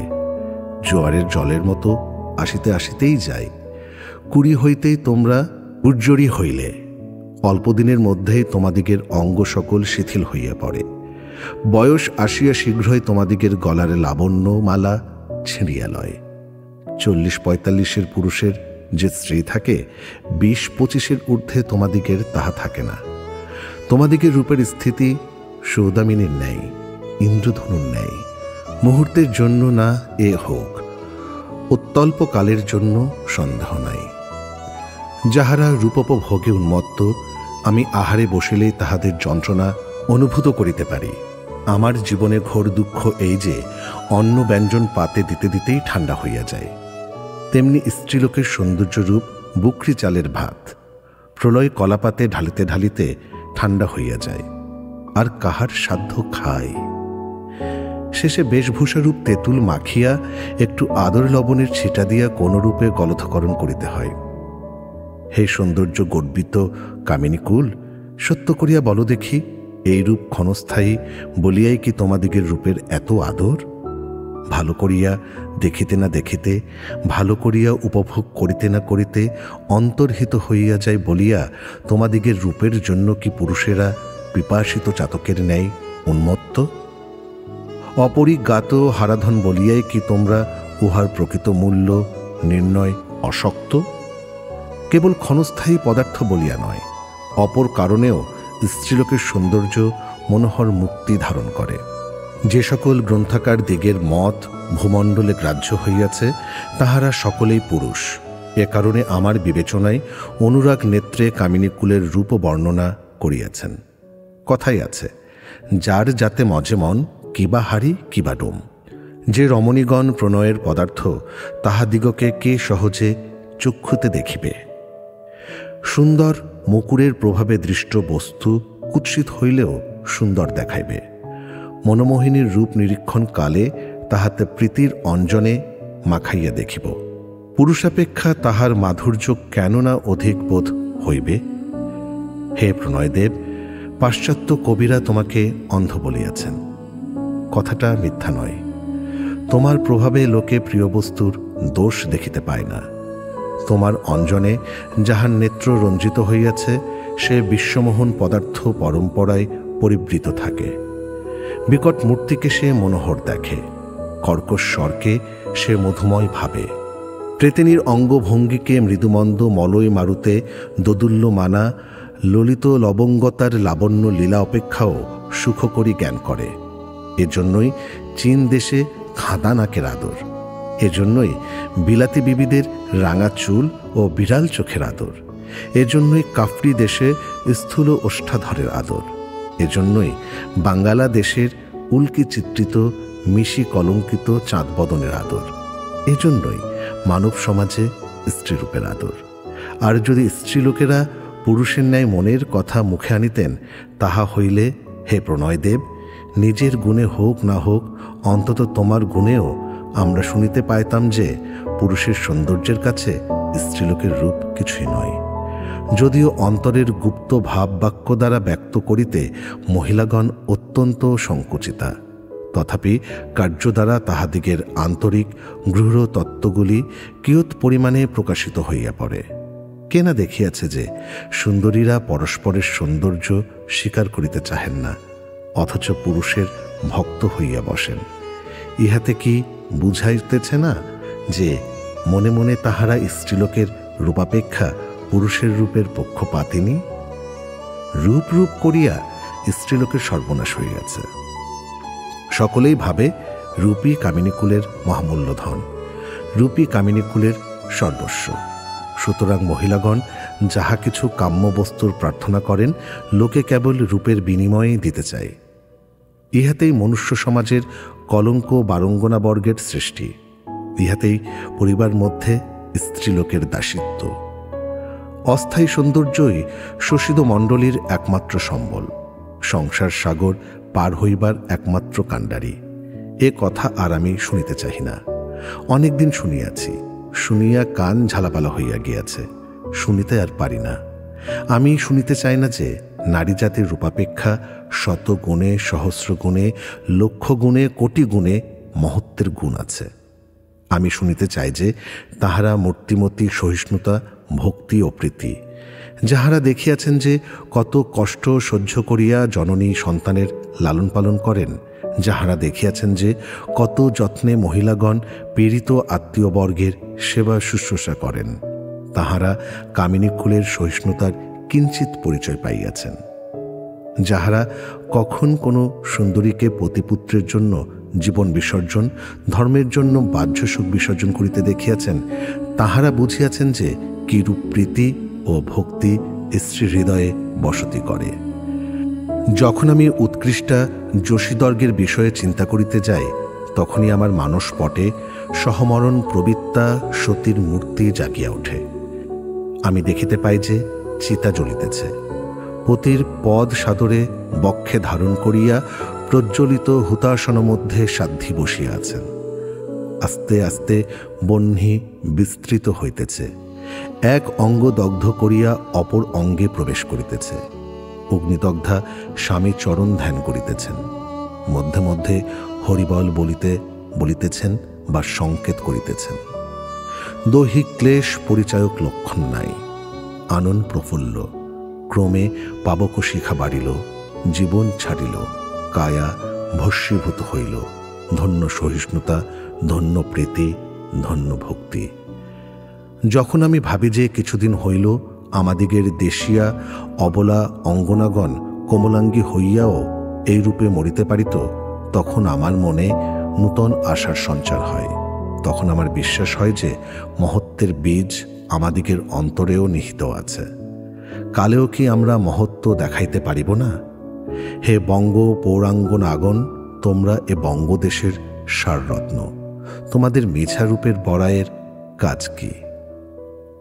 আমার বিবেচনায় চন্দ্রের সহিত নক্ষরের তুলনা অতি সুন্দর, কেননা উত্তম পদবিন্যাস হইতে পারে যথা নক্ষর হিমাকর কুড়ুম্বিত, কোকিল কুচিত কুঞ্জকুটিরে। এটি আমার নিজের রচনা। শ্রী ভীষ্মদেব। আপনারা শুনছিলেন বঙ্কিমচন্দ্র চট্টোপাধ্যায় রচিত কমলাকান্তের দপ্তর। কণ্ঠে ছিলাম আমি সোয়াইব আহমদ।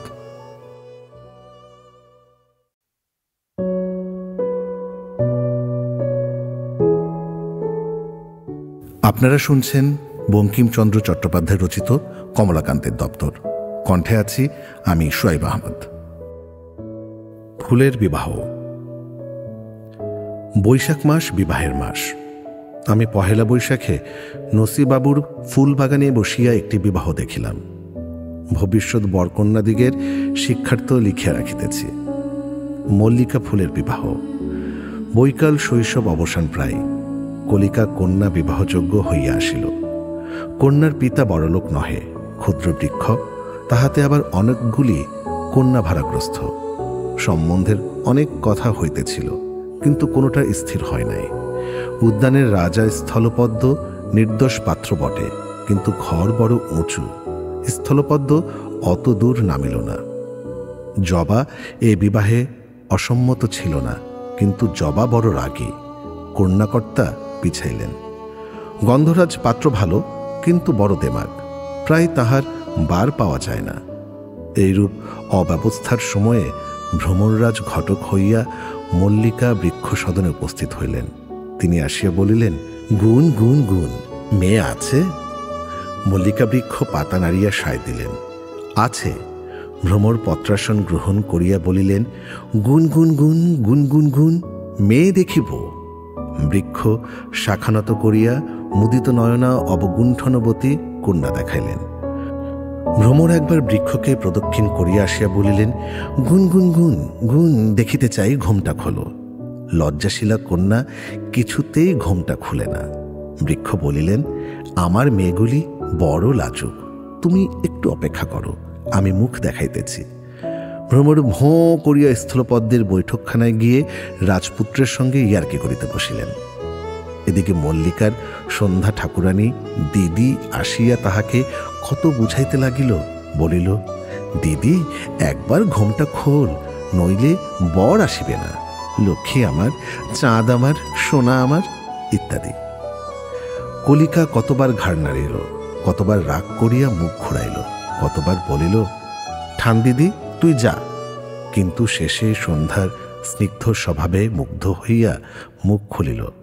তখন ঘটক মহাশয় ভোঁ করিয়া রাজবাড়ি হইতে নামিয়া আসিয়া ঘটকালিতে মন দিলেন। কন্যার পরিমলে মুগ্ধ হইয়া বলিলেন, গুন গুন গুন, গুনগুনা গুনগুন, কন্যা গুণবতী বটে, ঘরে মধু কত। কন্যাকর্তা বৃক্ষ বলিলেন, ফর্দ দিবেন, কড়ায় গণ্ডায় বুঝাইয়া দিব। ভ্রমর বলিলেন, গুনগুন, আপনার অনেক গুণ, ঘটকালিটা। কন্যাকর্তা শাখা নাড়িয়া সায় দিল, তাও হবে। ভ্রমর, বলি ঘটকালির কিছু আগাম দিলে হয় না? নগদ দান, বড় গুণ, গুনগুন গুণ। ক্ষুদ্র বৃক্ষটি তখন বিরক্ত হইয়া সকল শাখা নাড়িয়া বলিল, আগে বরের কথা বলো, বর কে? ভ্রমর, বর অতি সুপাত্র, তার অনেক গুণ। কে তিনি? গোলাপলাল গঙ্গোপাধ্যায়, তার অনেক গুণ। সকল কথোপকথন মনুষ্য শুনিতে পায় না, আমি কেবল আফিম প্রসাদাত দিব্য কর্ণ পাইয়াই এ সকল শুনিতেছিলাম। আমি শুনিতে লাগিলাম। কুলাচার্য মহাশয় পাখা ঝাড়িয়া 6 পা ছড়াইয়া গোলাপের মহিমা কীর্তন করিতেছিলেন। বলিতেছিলেন যে গোলাপ বংশ বড় কুলীন, কেননা ইহারা ফুলে মেল। যদি বলো সকল ফুলই ফুলে, তথাপি গোলাপের গৌরব অধিক, কেননা ইহারা সাক্ষাৎ বাঞ্ছামালির সন্তান, তাহার সহস্ত রূপিত। যদি বলো এ ফুলে কাঁটা আছে, কোন কুলে বা কোন ফুলে নাই? যাহা হোক, ঘটকরাজ কোনরূপ সম্বন্ধ স্থির করিয়া মোঁ করিয়া উড়িয়া গিয়া গোলাপবাবুর বাড়িতে খবর দিলেন। গোলাপ তখন বাতাসের সঙ্গে নাচিয়া নাচিয়া, হাসিয়া হাসিয়া, লাফাইয়া লাফাইয়া খেলা করিতেছিল। বিবাহের নাম শুনিয়া আহ্লাদিত হইয়া কন্যার বয়স জিজ্ঞাসা করিল। ভ্রমর বলিল, আজি কালি ফুটিবে। গোধূলি লগ্ন উপস্থিত।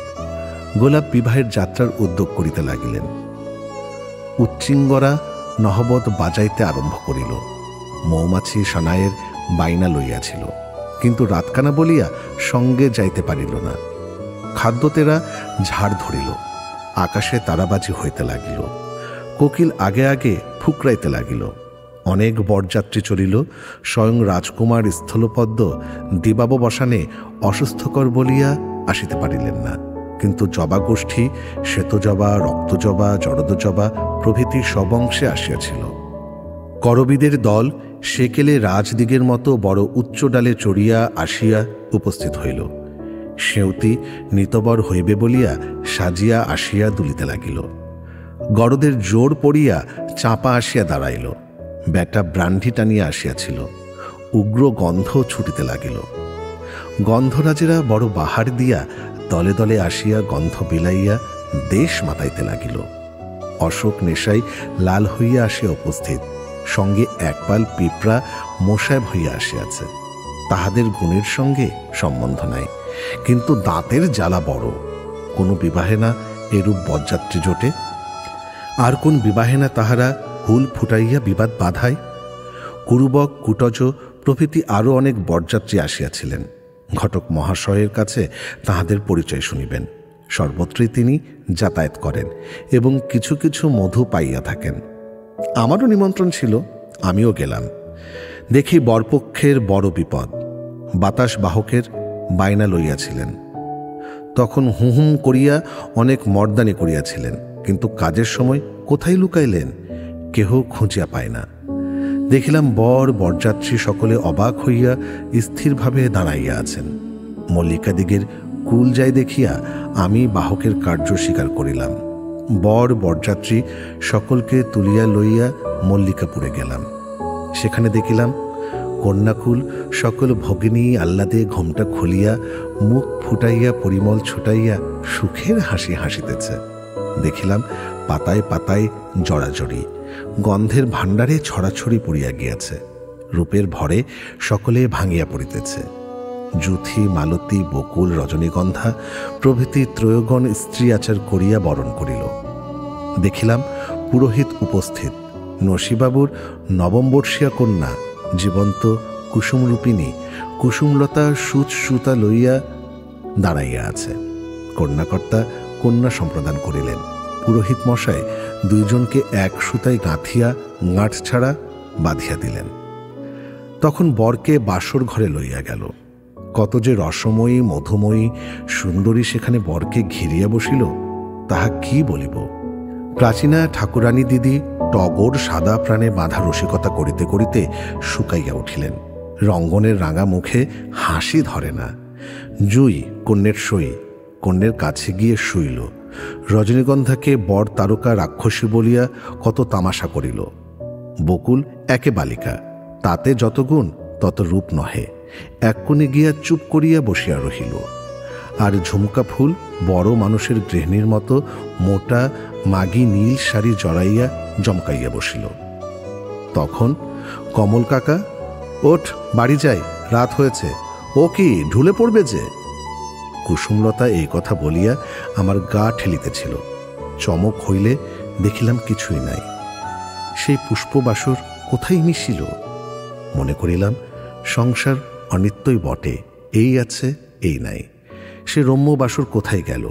সেই হাস্যমুখী শুভ্র স্মিত সুধাময়ী পুষ্প সুন্দরী সকল কোথায় গেল? যেখানে সব যাইবে সেইখানে স্মৃতির দর্পণ তলে ভূত সাগর গর্ভে। যেখানে রাজা প্রজা পর্বত সমুদ্র গ্রহ নক্ষত্রাদি গিয়াছে বা যাইবে, সেইখানে ধ্বংসপুরে। এই বিবাহের ন্যায় সব শূন্যে মিশাইবে, সব বাতাসে গলিয়া যাইবে। কেবল থাকিবে কি? ভোগ? না, ভোগ্য না থাকিলে ভোগ থাকিতে পারে না। তবে কি? স্মৃতি। কুসুম বলিল, ওঠ না, কি করছ? আমি বলিলাম, দূর পাগলি, আমি বিয়ে দিচ্ছিলাম। কুসুম ঘেঁষে এসে হেসে হেসে কাছে দাঁড়াইয়া আদর করিয়া জিজ্ঞাসা করিল, কার বিয়ে কাকা? আমি বলিলাম, ফুলের বিয়ে। ও পোড়া কপাল, ফুলের? আমি বলি কি, আমিও যে এই ফুলের বিয়ে দিয়েছি। কই, এই যে মালা গাঁথিয়াছে। দেখিলাম সেই মালায় আমার বরকন্যা রহিয়াছে। আপনারা শুনছিলেন বঙ্কিমচন্দ্র চট্টোপাধ্যায় রচিত কমলাকান্তের দপ্তর। কণ্ঠে ছিলাম আমি শুয়াইব আহমদ।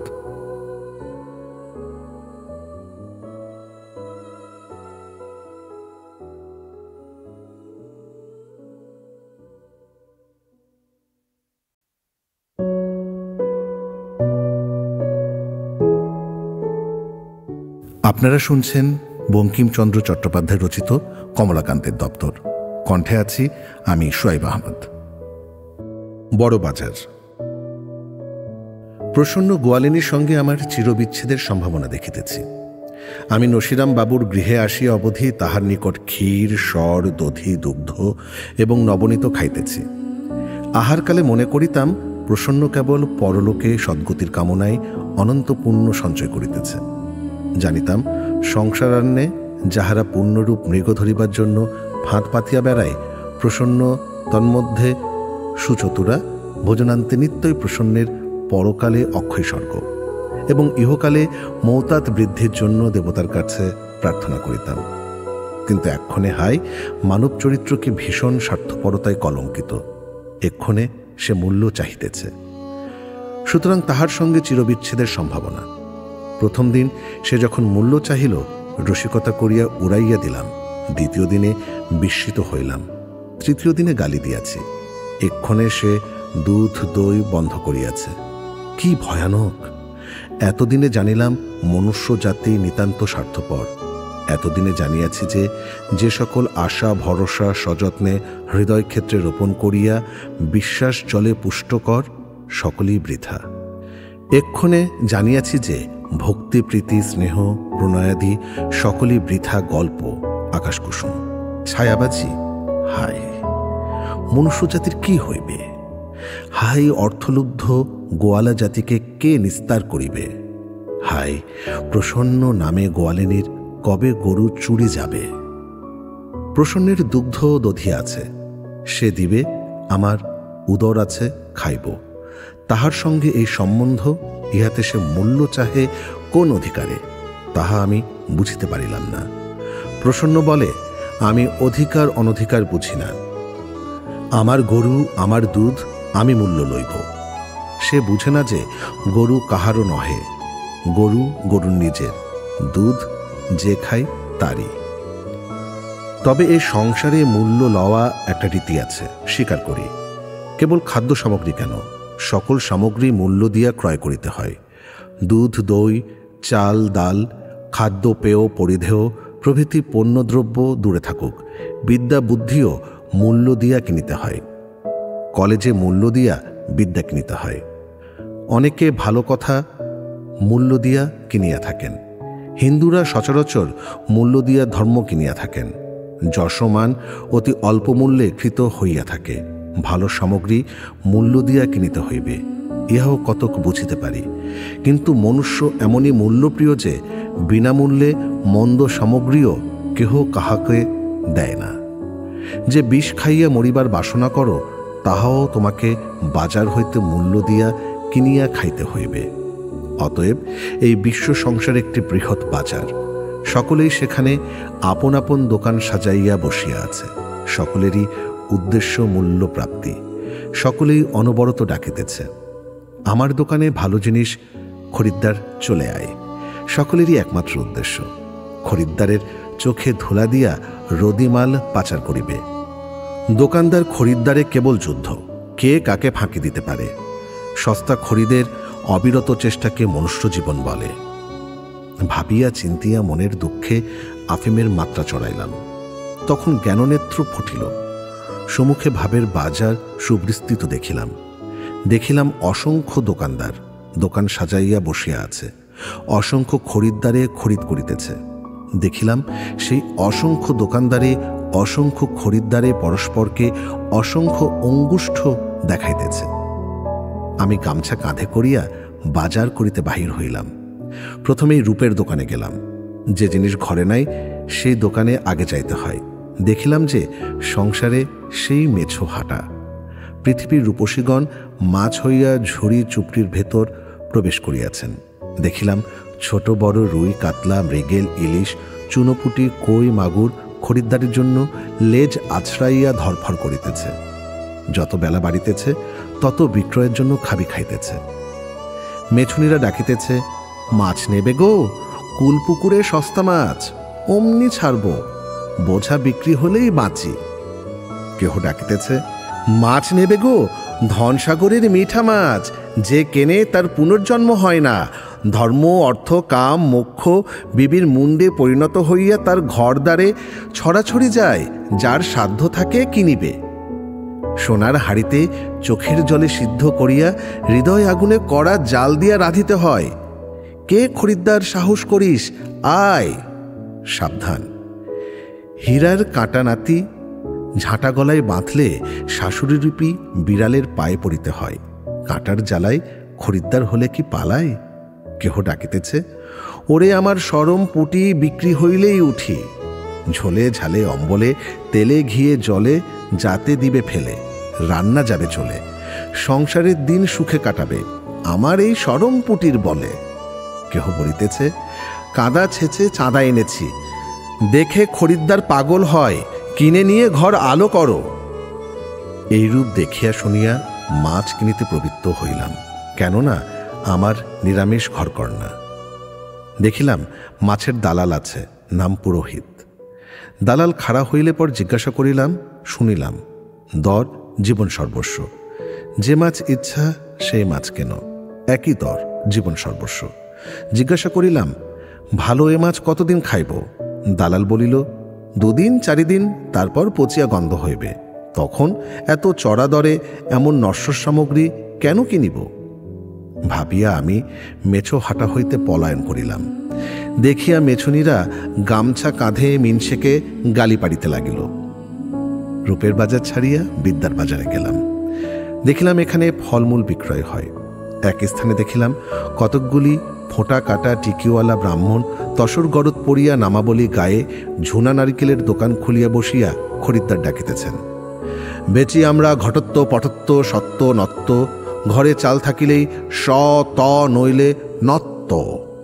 দ্রবত্ব জাতির গুণত্ব পদার্থ, বাপের শ্রাদ্ধে বিদায় না দিলেই তুই বেটা অপদার্থ। পদার্থ তথ্য নামে ঝুনা নারিকেল, খাইতে বড় কঠিন। তাহার প্রথম ছোবরায় লেখা যে ব্রাহ্মণী পরম পদার্থ। অভাব নামে নারিকেল চতুর্বিধ। তোমার ঘরে ধন আছে, আমার ঘরে নাই, ইহা অনন্য ভাব। যতক্ষণ না পাই ততক্ষণ প্রাগভাগ। খরচ হইয়া গেলেই ধ্বংসাভাব। আর আমাদের ঘরে সর্বদাই অত্যন্ত অভাব।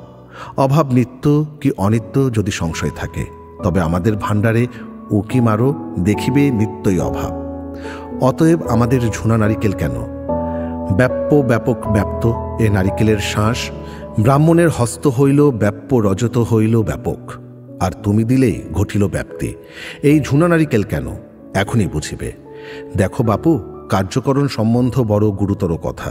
টাকা দাও, এখনই একটা কার্য হইবে, কম দিলেই অকার্য। আর কারণ বুঝাইব কি? এই যে 2 প্রহর রৌদ্রে ঝুনা নারিকেল বেচিতে আসিয়াছি, ব্রাহ্মণই তাহার কারণ। কিছু যদি না কেন, তবে নারিকেল বহা অকারণ। অতএব নারিকেল কেন, নহিলে এই ঝুনা নারিকেল মাথায় ঠুকিয়া মরিব। ব্রাহ্মণদিগের সেই প্রখর তপন তপ্ত ঘর্মাক্ত ললাট এবং বাঘ বিতণ্ডা জনিত অধর সুধা বৃষ্টি দেখিয়া দেওয়া হইল। জিজ্ঞাসা করিলাম, হে ভট্টাচার্য মহাশয়, ঝুনা নারিকেল কিনিতে আপত্তি নাই, কিন্তু দোকানে দা আছে, ছুলিবে কি প্রকারে? না বাপু, দা রাখি না। তবে নারিকেল ছোলো কিসে? আমরা ছুলি না, আমরা কামড়াইয়া ছোবড়া খাই। শুনিয়া আমি ব্রাহ্মণদিগকে নমস্কার করিয়া পাশের দোকানে গেলাম। দেখিলাম ইহাদিগের সম্মুখে এক্সপেরিমেন্টাল সায়েন্সের দোকান। কতকগুলি সাহেব দোকানদার ঝুনা নারিকেল, বাদাম, পেস্তা, সুপারি প্রভৃতি ফল বিক্রয় করিতেছেন। ঘরের উপরে বড় বড় পিতলের অক্ষরে লেখা আছে, messrs brown Jones and Robinson, nut suppliers, established 1757 on the field of Plassey. Messrs. Brown, Jones and Robinson. Office to the Indian public, a large assortment of nuts, physical, metaphysical, logical, illogical, and sufficient to break the jaws and dislocate the teeth of all Indian youths who stand in need of having their dental superfluities curtailed.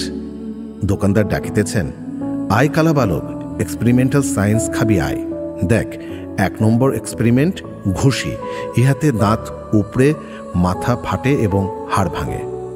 আমরা এ সকল experiment বিনামূল্যে দেখাইয়া থাকি। পরের মাথা বা নরম হাড় পাইলেই হইল। আমরা স্থূল পদার্থের সংযোগ বিয়োগ সাধনে পটু, রাসায়নিক বলে বা বৈদ্যুতীয় বলে বা চৌম্বক বলে জড় পদার্থের বিশ্লেষণেই সুদক্ষ, কিন্তু সর্বাপেক্ষা মুষ্ঠাঘাতের বলে মস্তকাদের বিশ্লেষণেই আমরা কৃতকার্য। মাধ্যাকর্ষণ, যৌগিকাকর্ষণ, চৌম্বকাকর্ষণ প্রভৃতি নানাবিধ এই আকর্ষণের কথা আমরা অবগত আছি, কিন্তু সর্বাপেক্ষা ক্লেশাকর্ষণেই আমরা কৃতবিদ্য। সংসারে জড় পদার্থের নানাবিধ যোগ দেখা যায়, যথা বায়ুতে অম্লজান ও জবাক্ষর যানের সামান্য যোগ, জলে জলযান ও অম্লজানের রাসায়নিক যোগ, আর তোমাদিগের পৃষ্ঠে আমাদের হস্তে মুষ্টি যোগ। অতএব এই সকল আশ্চর্য ব্যাপার দেখিবে, যদি মাথা বাড়াইয়া দাও, এক্সপেরিমেন্ট করিব। দেখিবে গ্যাব্রিটেশনের বলে এই সকল নারিকেলাদি তোমাদের মস্তকে পড়িবে। পরকর্ষণ নামক অদ্ভুত শাব্দিক রহস্যেরও পরিচয় পাইবে এবং দেখিবে তোমার মস্তিষ্কস্থ স্নায়ব পদার্থের গুণে তুমি বেদনা অনুভূত করিবে।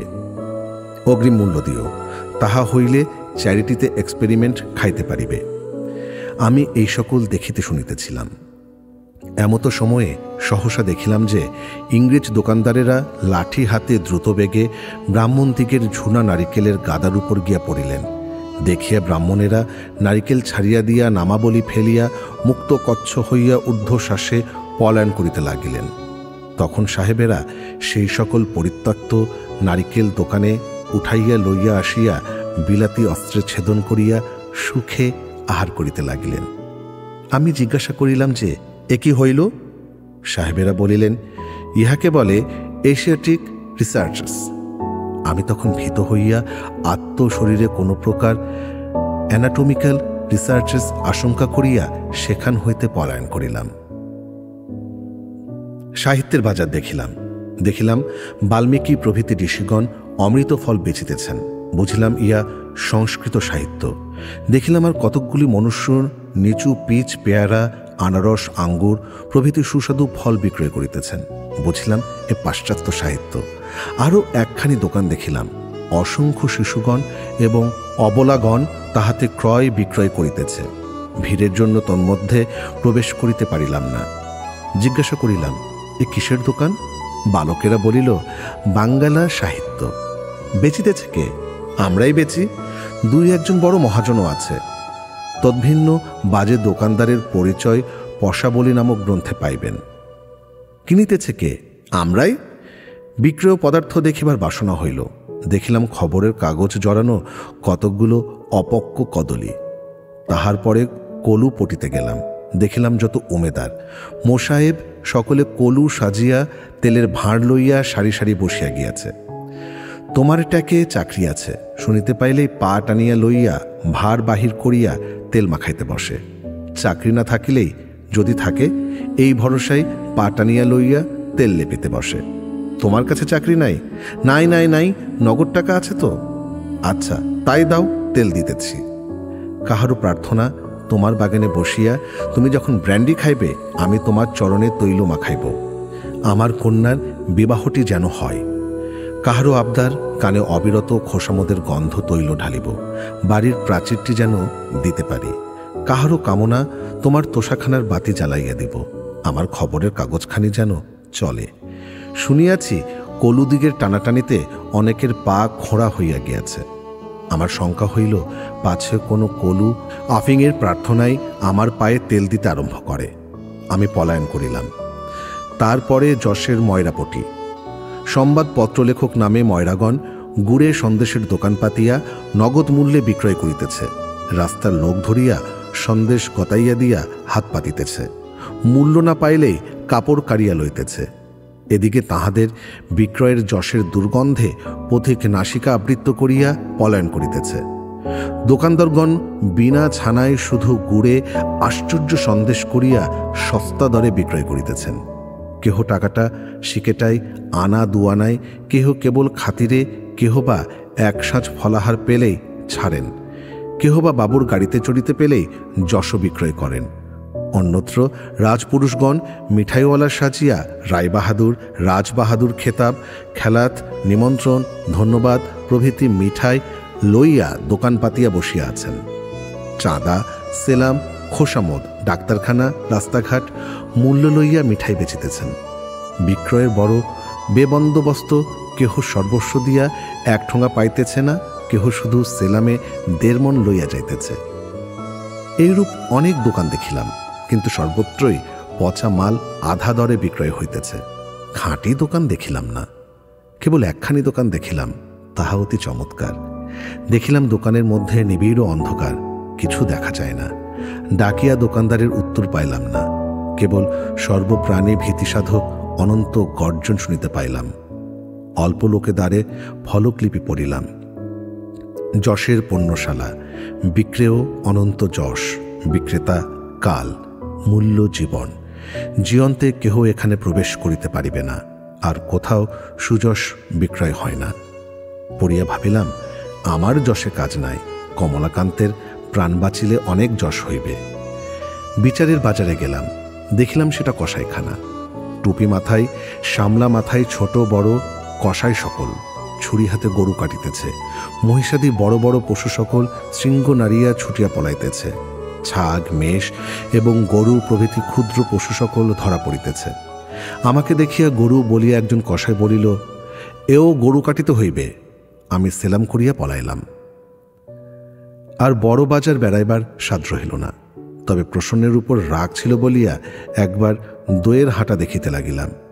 গিয়া প্রথমেই দেখিলাম যে সেখানে খোদ কমলাকান্ত চক্রবর্তী নামে গোয়ালা দপ্তর রূপ পচা ঘোষালের হাঁড়ি লইয়া বসিয়া আছে। আপনি ঘোল খাইতেছে এবং পরকে খাওয়াইতেছে। তখন চমক হইল, চক্ষু চাহিলাম, দেখিলাম নসুবাবুর বাড়িতেই আছি। ঘোলের হাঁড়ি কাছে আছে বটে। প্রসন্ন এক হাঁড়ি ঘোল আনিয়া আমাকে সাধিতেছে। চক্রবর্তী মশাই, রাগ করিও না, আজ আর দুধ দই নাই, এই ঘোলটুকু আনিয়াছি, ইহার দাম দিতে হইবে না।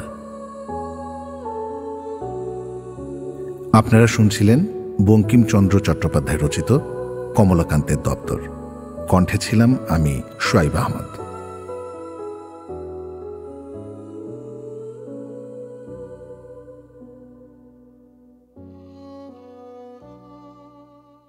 থ্রিলার, রোমান্টিক, মোটিভেশনাল, হরর, ধর্মীয় বা ক্লাসিক, যে কোনো মুডে যে কোনো ধরনের বই শুনতে এখনই ডাউনলোড করুন কাব্যিক, যেখানে শব্দেরা জীবন্ত।